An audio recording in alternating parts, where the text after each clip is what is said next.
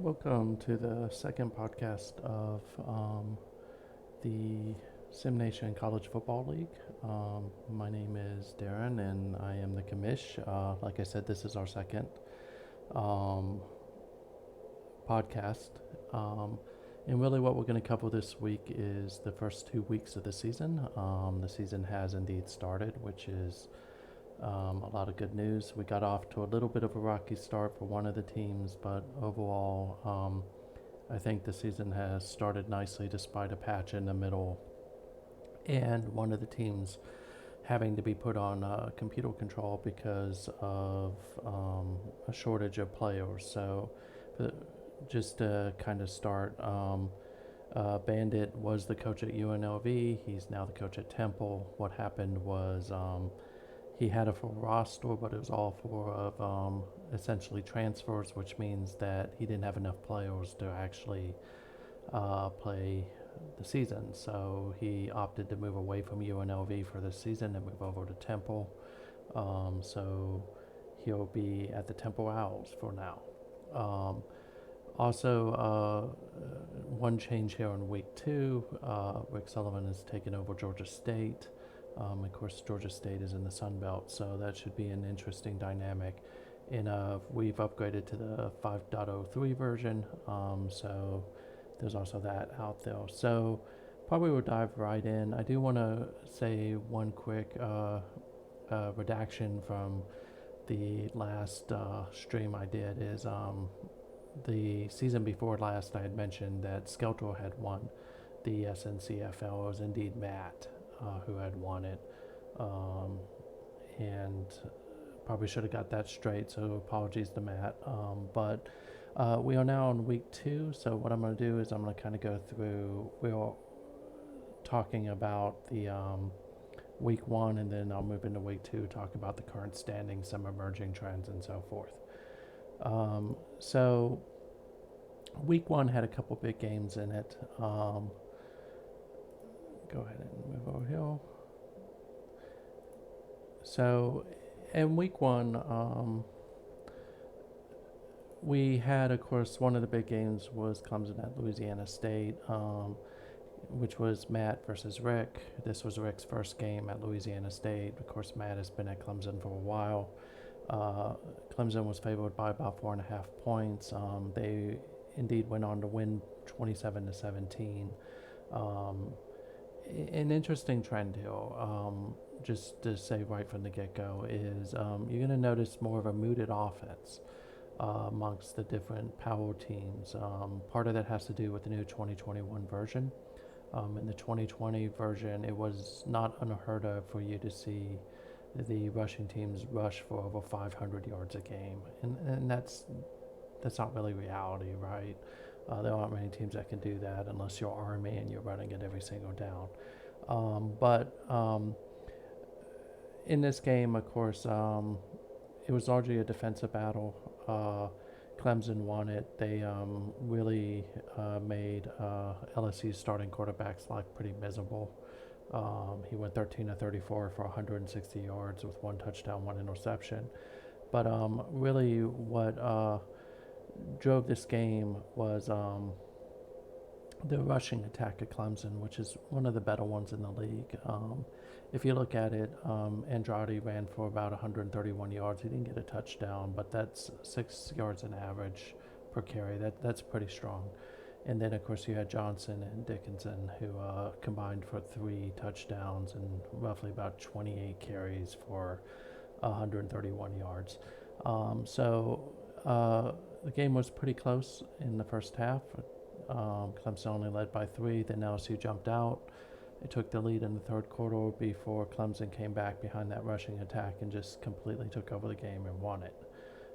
So the other games that we had is we had a couple blowouts. I'm not going to go through those, but Maryland downed NC State.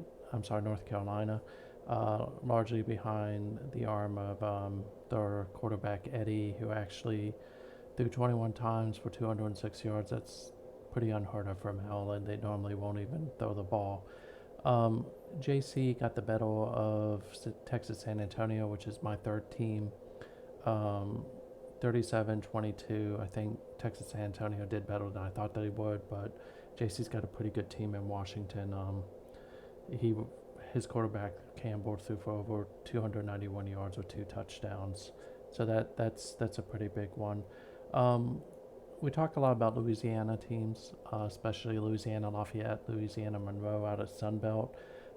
Louisiana Lafayette would go along as a Max. Max opened the season by just throttling Hawaii 40-17. He did it through the air, 410 yards for 3 touchdowns from Holgren. That's a really solid opening for him and his team.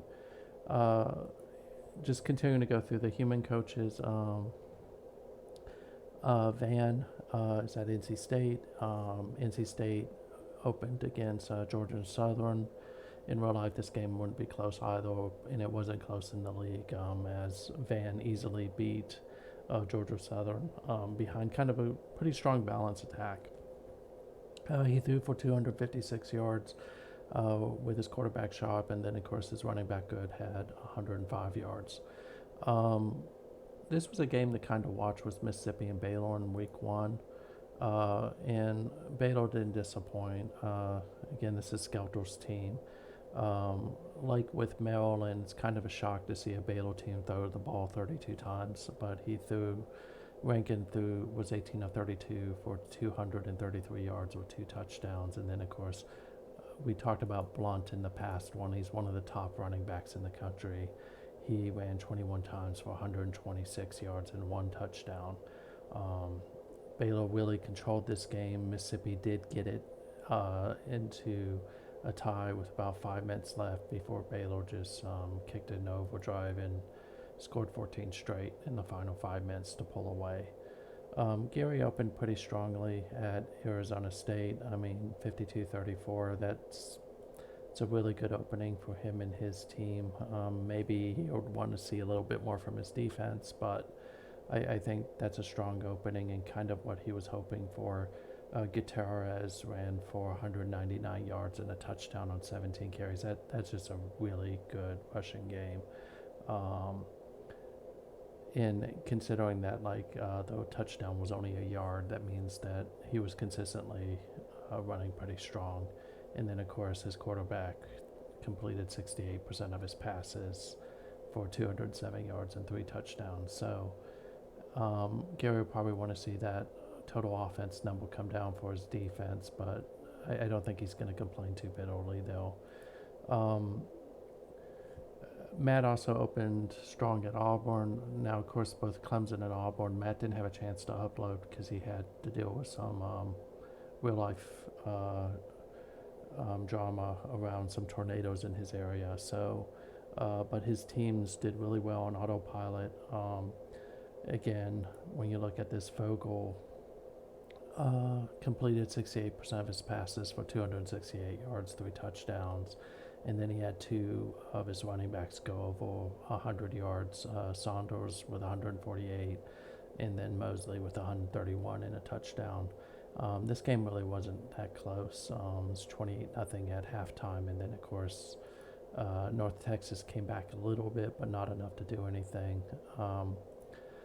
In week 1, Florida's Soa Death Dealer, good week from him, 28-17 to open against Indiana. Indiana's actually a decent team. So I think he's happy with that result. Maybe wanted to see a little bit more out of it, but I think overall he got a good, strong running game going. If you look at it, he rushed for 220 yards. His team was averaging 5.8 yards per carry. A little bit of skill in the first half as they were behind 17-6. That's probably just first the weak jitters, and then of course they came back and scored essentially 22 straight points to win the game and moved to 1-0. Texas opened against Florida Atlantic. Again, week 1 is always hard because you don't have any data around what the other teams are going to be running. So good opening for James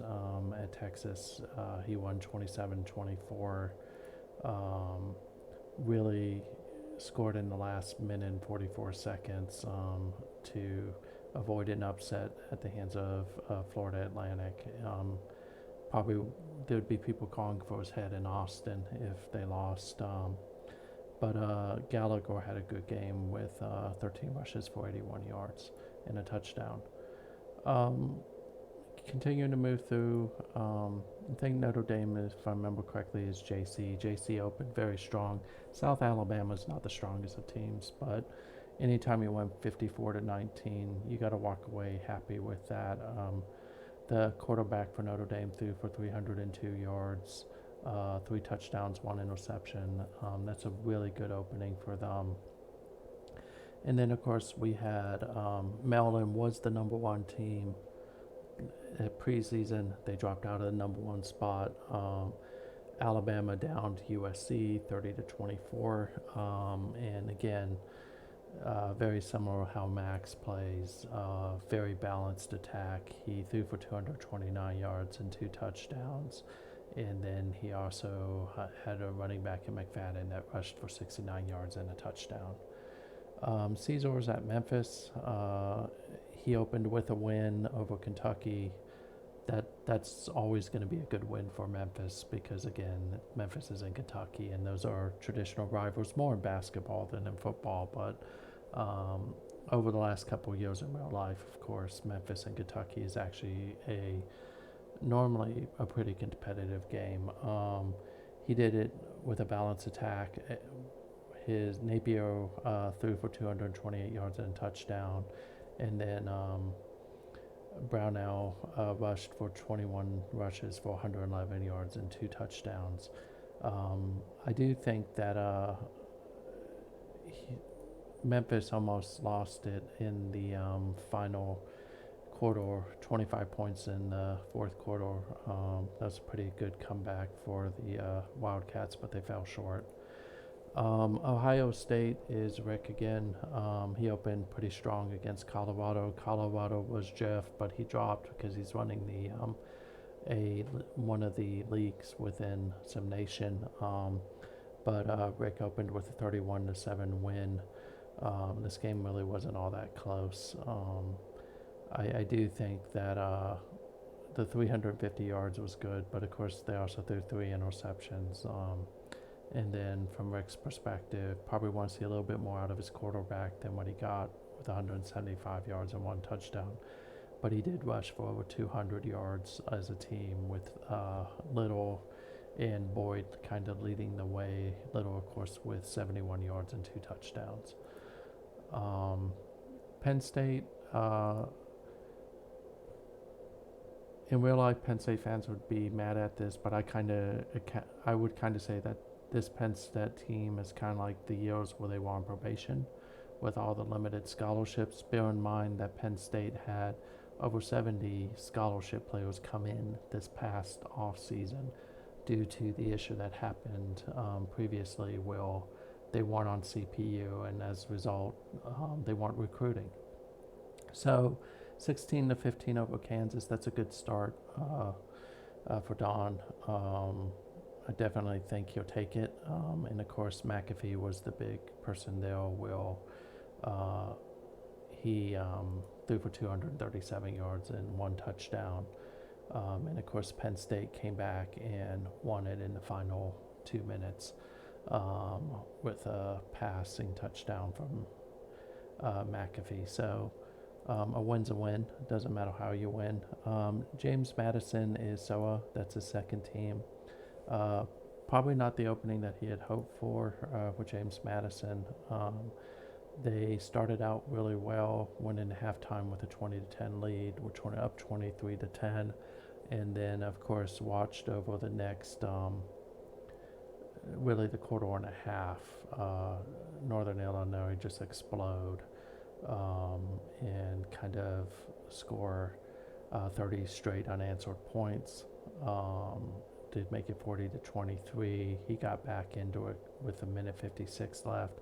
And then, of course, Illinois put the Silo with 1:33 left as they went on to win that. And, of course, the quarterback threw for 482 yards 2 interceptions, but also 2 touchdowns. So they'll probably be happy with that. And not the best game out of Barjor from JMU.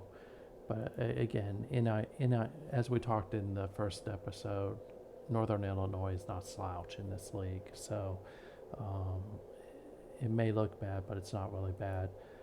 Toasty got off to a good start at Texas A&M with a 52-34 win.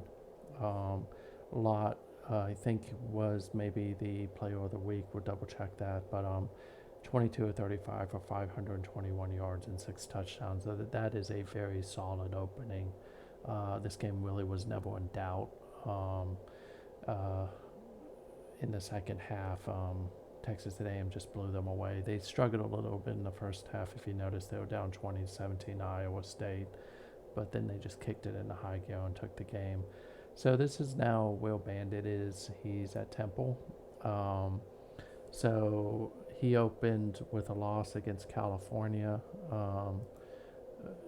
I think Bandit will get turned around. In fairness to Bandit, he didn't have much time to prepare for this one, so I don't think he got quite the level of effort he wanted out of it, although he'll be happy with the Jacobson stat line, in the rushing stat line. He ran for 269 yards, 3 touchdowns. Definitely controlled the clock with 37 minutes. It's just they couldn't stop the passing attack of California, or the big plays from California, actually. So they kind of fell to 0-1. Other teams is Skeletor. This one's kind of not too big of a shock, but Skeletor opened the season probably hoping to down Texas Christian. Texas Christian, we talked about before, is one of the best computer-controlled teams. They beat Old Dominion 31-14. Probably the closest this was in the first quarter, where it was 7-7, and then after that, Texas Christian just powered it on. I don't know why, but Irving, of course, was the big star there with 14 rushes and 99 yards, 2 touchdowns. I had high hopes that Washington State might upset Virginia. Didn't happen. Virginia just managed to throw touchdowns left and right. You see here Lewis threw 4 touchdowns, no interceptions, and then of course they had Rounds, who ran for 137 yards, 1 touchdown, averaging over 10 yards a carry. Sylvester had a good start. He's going to hopefully be a star for them. I got my running backs mixed up a little bit, but at the end of the day, it's a solid opening for Washington State from where they were. Gary is at Appalachian State. He just utterly blew away Kansas State 33-9. Did it with a very strong passing attack, 31-49 for 316 yards, 2 touchdowns from Vasquez. That's a really good opening for them. And then I think not really any other games I think I want to cover here. I'm just screening here real quick. Oklahoma kind of fell on hard times. They were ranked. This knocked them out of ranking, so they lost 38-6. UNLV is what I mentioned, is that was Bandit's team, but because of the situation with the players, he went over to Temple for this season. I think he'll go back next season. And then Michigan versus Central Michigan. Michigan opened with a 40-10 win. And I think that is all I want to cover for week 1. We just completed week 2. So just spoiler alert, if you're listening to this and you don't want to know the results, just tune me out and then I'll come back later. But Maryland was playing at USC, a lot closer than kind of I thought it would be. Maryland had to take it to overtime to down USC. And it was an offensive shootout, 86 points between the two, over 900 yards of offense. They exchanged field goals in overtime. And normally Maryland scores a lot on the ground. They didn't. Worthy had a good game with 125 yards. Wilkinson was up there. But really, the person who distinguished himself in this was Eddie, who 30 passes, 255 yards, 5 touchdowns, 1 INT. That definitely helped Maryland to get past USC and avoid the upset, which moves them up to number 2. JC is 2-0. Washington went out and downed New Mexico. So not probably the type of passing game he was hoping for from out of Gilson. 196 yards, 2 touchdowns, but he only completed like 37% of his passes. But if you look at it, the Washington defense scored 9 points by themselves. 3 interceptions. They returned 1 for pick 6. So, I mean, really good job from the Washington defense to carry them to that win over New Mexico State.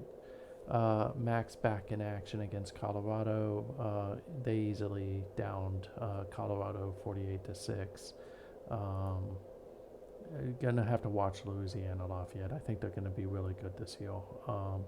But again, what you see is Hogan had a good game, 166 yards, 1 touchdown, 1 interception. But really, it was the rushing attack that helped him win this one. 5 touchdowns on the ground. Corbett and Lewis, 27 rushes for 217 yards and 4 touchdowns between them. And then, of course, the defense just did a really good job of keeping Colorado off of its game. I think Van will probably be a little bit upset with this result. NC State, of course, fell to Florida Atlantic, but like we discussed earlier, Florida Atlantic hung tough in our previous game. 418 yards out of Stark, 3 touchdowns, and then they ran for 74 yards.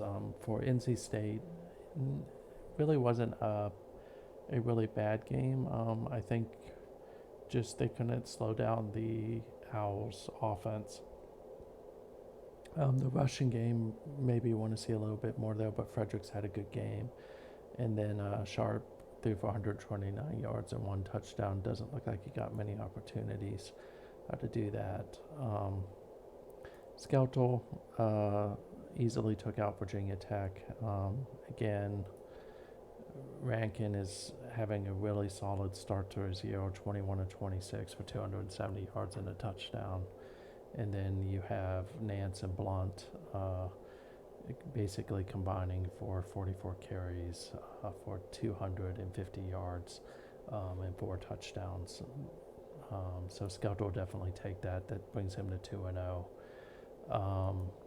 Don't remember if Matt was able to upload or not, but Clemson easily downed Louisiana Tech. This one wasn't going to be close. It's actually closer than I thought it might be. But I am noticing a trend that scores are down.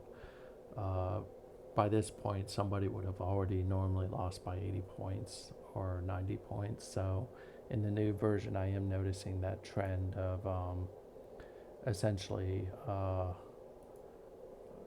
lower scores. So,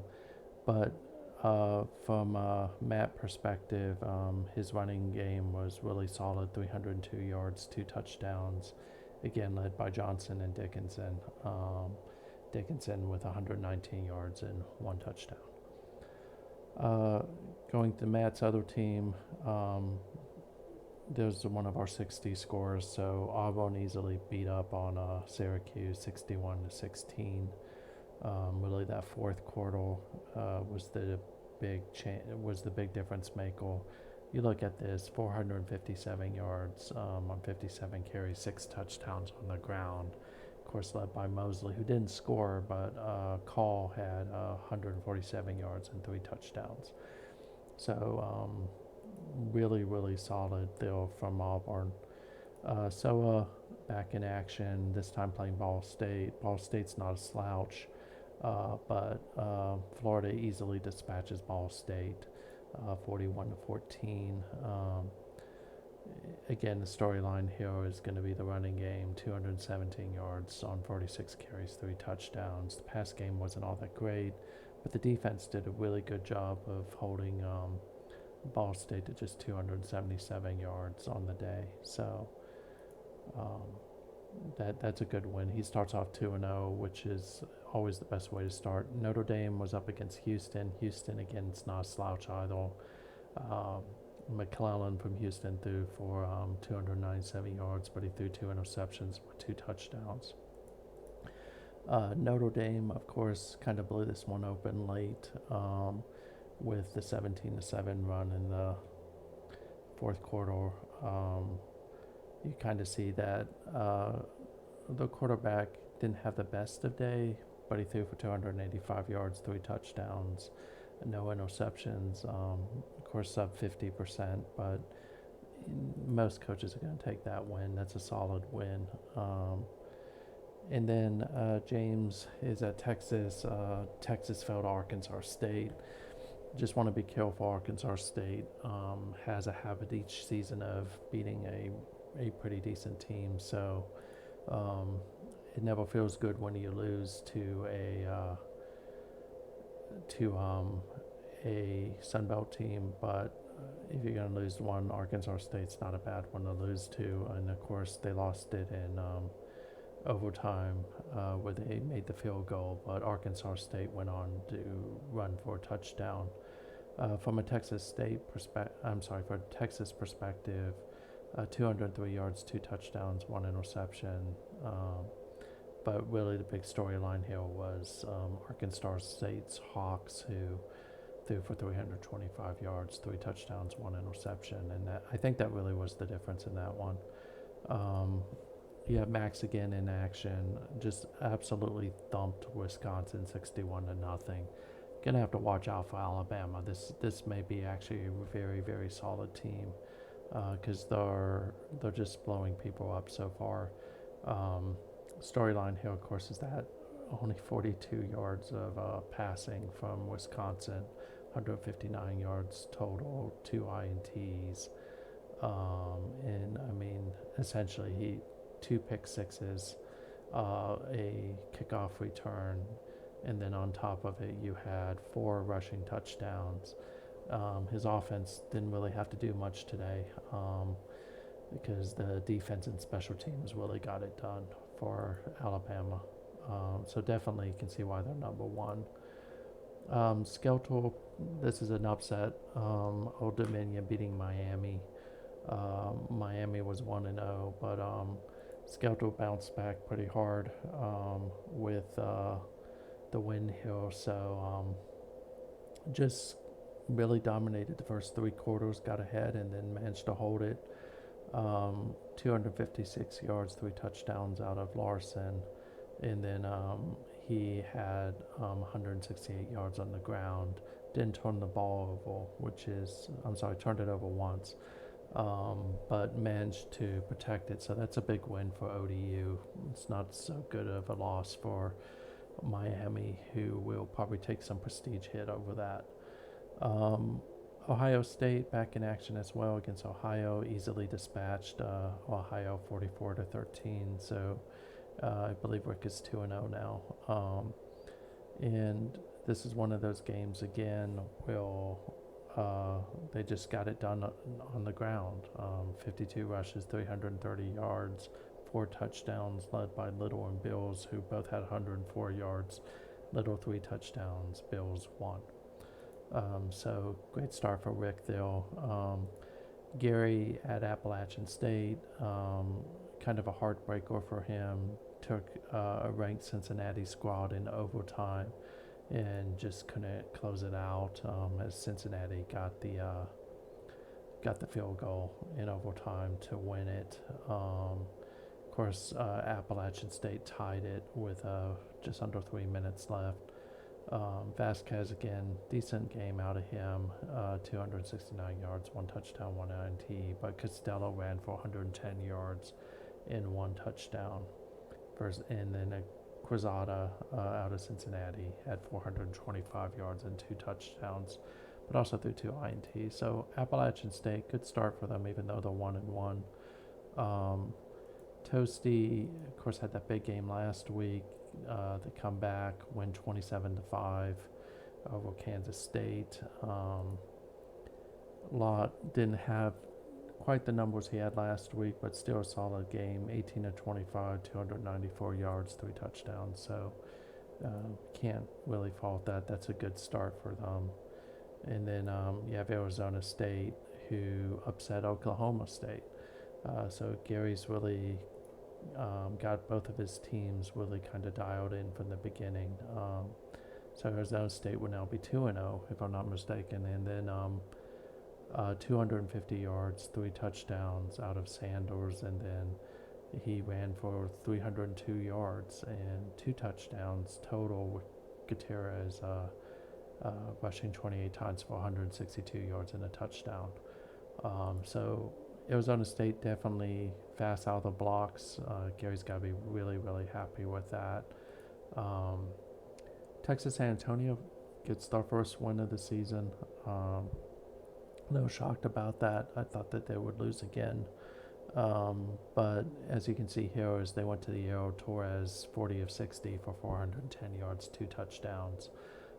So really strong game from him. UTSA will take it easily. So now they're 1-1. I think Boise State, if I remember correctly, is Gary. I could be wrong about that. But another Boise State wins to go 1-0. This first game, they beat Michigan. I'm a Maryland fan in real life, so anytime anybody beats Michigan, I'm happy about that. But Smith, 29 of 43 for 345 yards and 4 touchdowns. That's a solid outing for him. And then Caesar went with his Memphis squad against my old squad, Texas State. Really hard to beat Texas State. Texas State is they're one of those hidden powerhouses. Caesar's team kind of turned the ball over, but they did have 2 rushing touchdowns, ran for 147 yards, and then of course the big storyline here is Bell from Texas State threw for 297 yards and 5 touchdowns. Definitely looks like CPU's taking them more to a passing attack, which would make sense. Bell's a 5-star. James Madison going up against California. Probably not happy with that result, as California downed them 52-0. He may need to look at his passing attack a little bit. 3 interceptions, 34.5% completion rate, 167 yards. Cal's not the best of teams, and if you notice, his pass defense was pretty good. He held them to roughly 36% completion, but they did throw 4 touchdowns, and then on the ground they just ran for 374 yards. So they had a lot of big plays. Again, Cal is not a slouch, so that's not a really bad game. This is kind of the matchup you like to watch. It's Bandit versus Skeltel, and Skeltel takes the first one with Louisiana Monroe. This one really wasn't Phil's. Bandit's still getting his feet under him at Temple, but Skeltel definitely takes it. Behind Daniels, 169 yards, but really it was Couch's 3 touchdowns that made the difference in this one. Temple, not a good game passing, 2 of 19 for 14 yards. That may be one of the worst quarterback ratings that I've seen in a long time. But again, Jacobson had a big day with 150 yards.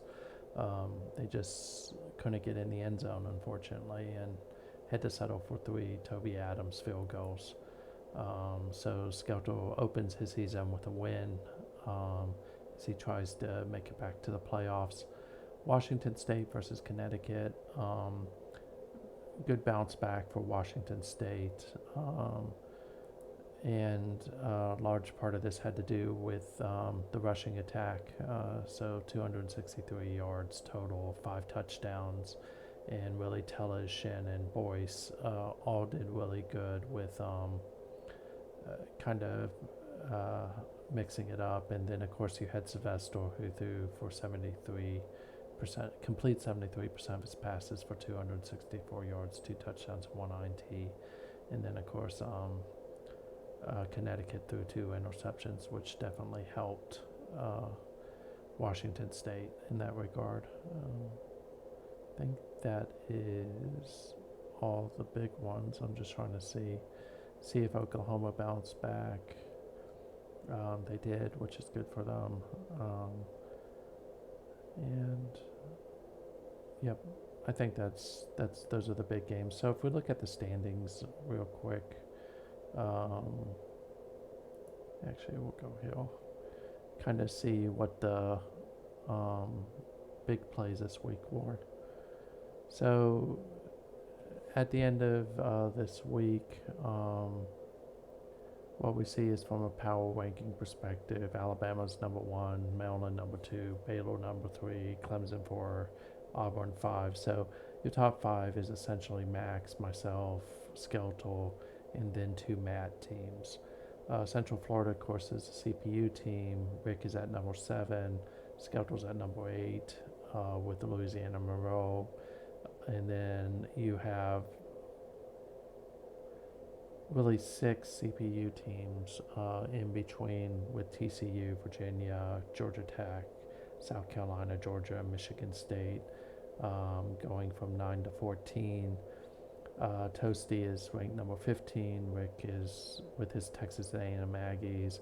Rick with LSU at number 16. So with number 17, at number 17 with his Florida Gators. And then again, you have the CPU teams at 18, 19, and 20 with Stanford, Oklahoma State, Texas State. Before you get to Max at number 21 with his Louisiana Lafayette, Raging Cajuns. Number 23 is JC with Notre Dame. And you have Gary, who's right on the cusp of getting into the top 25. If we look at the league leaders through 2 weeks, I think what you notice immediately in the passing game is Tennessee, of course, has the leader in George Ricketts from a passing yard perspective. Passing touchdowns is a 2-way tie between Michael Smith at UTEP and Ignacio Lott at Texas A&M. So Toasty's quarterback's doing pretty well. Passing rating wise, Nevada, again, I think that we'll have to look and see how many he actually played. But you got William Hill up there, Darren Ferguson from Alabama.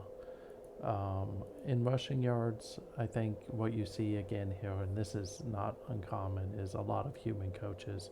So Gutierrez from Arizona State, that's Gary's team, with 361 yards, currently leads the SNCFL, and then you got 2 Auburn Tigers right behind him with Mosley and Sanders, 294, 270. Jacobson has a really good, strong start. And then you have Kerry Blunt at number 5 with 253. So those guys got to be happy. Littleton leads the league right now with Colorado State with 6 touchdowns. Receiving wise, you got a couple volunteers there with Noble and Polk, 296 and 275 as the top 2 wide receivers. From a receiving touchdown, I got a couple players tied. Got another Arizona State, Sun Devil, and Ben Early to go along with Gilbert Desmond, Gregory Rodriguez, and Clarence Sneed.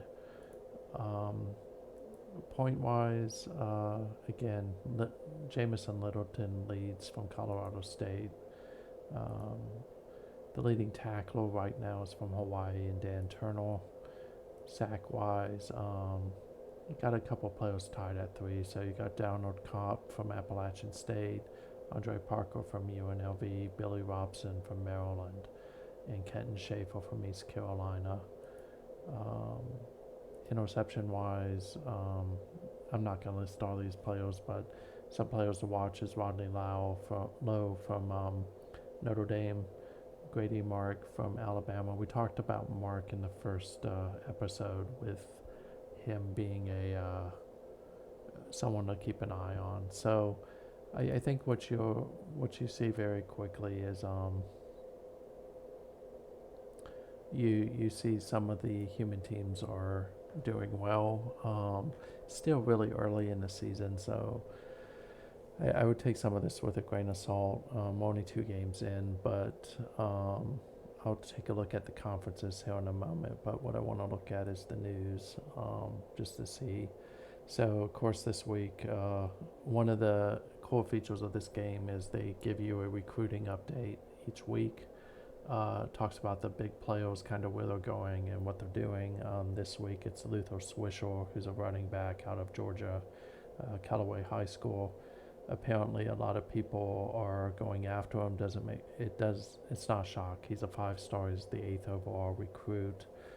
If I remember correctly, he's a very fast running back.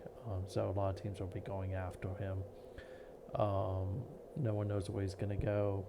And then you have Scott Warren out of Stowe Monroe Falls High School in Ohio.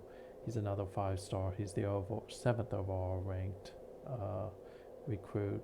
I won't be shocked if he goes to Ohio State, though. The ones in Ohio tend to stay in Ohio. For this week, really the highest person that committed was Mark Woodley. He's a 4-star quarterback out of Clovis High. He committed to the Trojans of USC, and then Atlantic Coast had the most recruits with 4. Boston College getting 2 of those. We talked about this with one of the features of this game is that if you blow someone out, or if you get upset or you upset somebody, you get prestige points. Those prestige points become important over the course of the season. So ODU, Old Dominion, upset Miami, so they'll get 0.3 prestige points. New Mexico hung tough against Minnesota, so they get 0.1. Washington State, of course, beat up on Connecticut, so they get 0.05. And then, of course, Miami, Minnesota, and Connecticut all lose points. So, again, big news is this is probably the biggest upset of the week, was Old Dominion knocking off Miami. Player of the week was Michael Smith out of UTEP. Mostly because he threw for 4 touchdowns, 486 yards, quarterback rating of 247. And then Army's Vincent Barrows, a free safety, was the defensive player of the week. He had 7 tackles, 2 sacks, 1 safety, and 1 fumble recovery. I think if we look at the standings real quick, and then now quickly take a look at the games coming in week 3 and week 4, because we'll have week 3 and week 4 before we have the next podcast on Saturday. So it'll be week 3, week 4, and week 5. So we'll be 5 weeks into the season. If you look at the Atlantic Coast again, nobody is really playing in conference games yet. So you still have Clemson and Louisville in the Atlantic, who are ranked both undefeated. You have Georgia Tech and Virginia, both ranked and undefeated. Duke, of course, is also undefeated as they opened. So far, you have a couple people who are the top recruits. Right now, the best quarterback is Brian Roth out of Florida State, along with Gary Carroll out of Pitt. So for the upcoming games this week, the ones that are important is, of course, you got Van, who is going to travel to New Mexico State, with NC State taking on the Aggies. The Aggies are currently 2.5 point favorite. Virginia Tech heads to Auburn. That's Matt's team, number 5. Auburn's a 5-point favorite. Toledo heads to Matt's other team, number 4 Clemson. Clemson's an easy 5.5 point favorite. They're really understating these lines. Those 2 games aren't even going to be close. I fully expect Auburn and Clemson to probably win those games by at least 30. North Carolina heads to Texas. That's James' team. So Texas is a 5-point favorite. I would say that's probably going to be a 2-touchdown win for Texas. Virginia, number 10 Virginia heads to number 1 Alabama. This one should be a good game. Even though Virginia is CPU controlled, they've had a good outing so far. But I mean, Max is really doing well though, so it'll either be really close or Alabama will win by 30. So I'll go with Alabama will win by 30. Wake Forest heads to number 2 Maryland. Maryland struggled a little against USC, but USC is not a bad team. We talked about that in the first podcast. So I'd probably say Maryland's going to win by a lot more than that 5.5 point spread. Boston College goes to Penn State. Don will be looking to get a win here. Penn State's a 4-point favorite. I'll actually say it's probably going to be 2 touchdowns for them. So those are really the big games, and then of course you have USC and Miami. Both those teams are going to be looking to bounce back after both teams. USC's currently 0-2, and then Miami's 1-1. So they definitely want to bounce back though. If we look at the American Athletic, Cincinnati and Central Florida both are undefeated. Central Florida's number 6, Cincinnati's number 22. That's what stands out there. And then of course you got Caesar at Memphis, who's 1-1, and then you have Bandit at Temple, who's 0-2. But just give him a little bit of time. I'm pretty sure he's gonna turn that around pretty quickly. Navy's at Louisiana Lafayette. That's Max's other team. I expect them to win by more than 5. So I'll actually say that'll be like 3 touchdowns. Cincinnati versus Louisiana Monroe. I don't see Cincinnati hanging well against Skeltel. So Louisiana Monroe should probably win that one by at least 3 touchdowns. Central Florida versus Louisiana State. This one will be a really good game.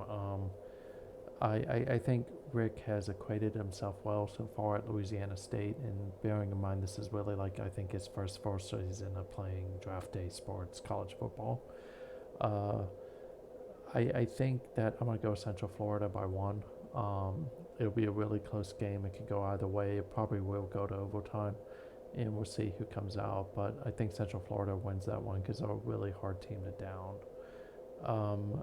Memphis versus Fresno State. I like Caesar on this. I think he's going to bounce back and win this one.